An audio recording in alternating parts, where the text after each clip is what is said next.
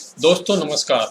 आज इस महत्वपूर्ण वीडियो हम जानेंगे कि आयकर अधिनियम 1961 की जगह नया आयकर अधिनियम 2025 जो कि 1 अप्रैल 2026 से लागू हुआ है, इसके जो महत्वपूर्ण चेंजेस हुआ है इस अधिनियम में, हम नियमित वीडियो में ये जानकारी अपडेट करते रहेंगे। आज इस वीडियो में ये जानकारी अपडेट होगी कि बैंक और पोस्ट ऑफिस में आयकर न कटे। बैंक और पोस्ट ऑफिस से जब ब्याज मिलता है तो जो टीडीएस कटता है वो न कटने के लिए पहले फॉर्म नंबर 15G और 15H देना होता था। ये वरिष्ठ नागरिक और जो 60 साल से कम आयु के व्यक्ति है उनको देना होता था। लेकिन नए आयकर अधिनियम के अनुसार फॉर्म 15G और 15H दोनों ही फॉर्म को समाप्त करके इसकी जगह एक नया फॉर्म जो लागू हुआ है वो फॉर्म नंबर है 121। अब काफ़ी महत्वपूर्ण चेंजेस इसमें यह है कि दोनों ही फॉर्म के लिए पहले जो अलग अलग फॉर्म देने होते थे, अब दोनों ही के लिए 15G और 15H की जगह एक ही फॉर्म लागू किया गया है। 60 साल से कम आयु के व्यक्तियों के लिए भी और 60 साल से अधिक के जो व्यक्ति है, सीनियर सिटीजन जिनको कहा जाता है, उनके लिए भी अब दोनों को एक ही फॉर्म देना है। बस उसमें टिक करनी होती है कि कौन व्यक्ति 60 साल से ऊपर का है और कौन 60 साल से नीचे का।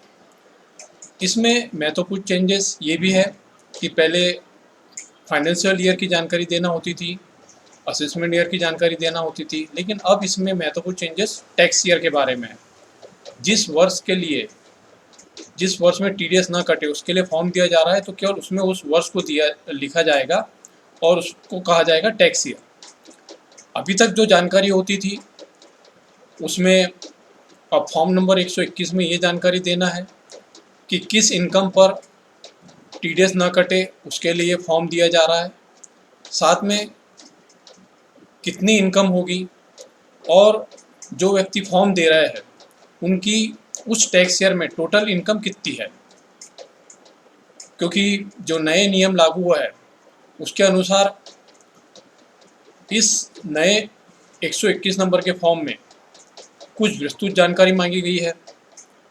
व्यक्तियों से उनके द्वारा पिछले वर्ष में जो आयकर रिटर्न भरे गए उसकी जानकारी इस 121 नंबर के फॉर्म में मांगी गई है। तो इस तरीके से उस नए 121 नंबर फॉर्म में काफ़ी भिन्नता है पुराने फॉर्म नंबर 15G और 15H से।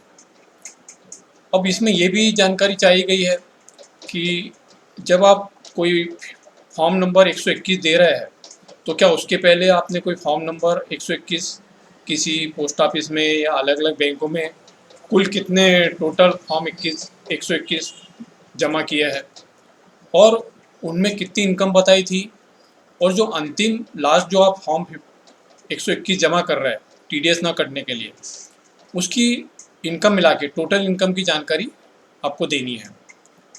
तो आवश्यकता अनुसार अगर आपको अलग अलग बैंकों से इंटरेस्ट मिल रहा है और उस पर आप टीडीएस ना कटवाना चाहते हैं तो उसके लिए आप अलग अलग बैंकों में फॉर्म नंबर 121 दे सकते हैं।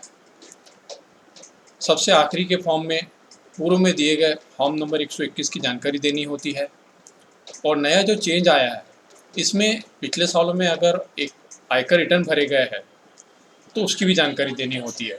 तो इस तरीके से काफ़ी ये महत्वपूर्ण चेंजेस हुआ है टीडीएस ना कटने के लिए ब्याज पर, जो कि अब फॉर्म 15G और 15H की जगह 121 नंबर का फॉर्म देना होगा। दोस्तों जल्द मिलेंगे एक नए अपडेट के साथ और महत्वपूर्ण जानकारियों के लिए आप हमारे इस यूट्यूब चैनल को सब्सक्राइब करें। साथ ही जानकारी अगर अच्छी लगी हो तो ज़्यादा से ज़्यादा इसको शेयर करें। मिलते हैं नए वीडियो में।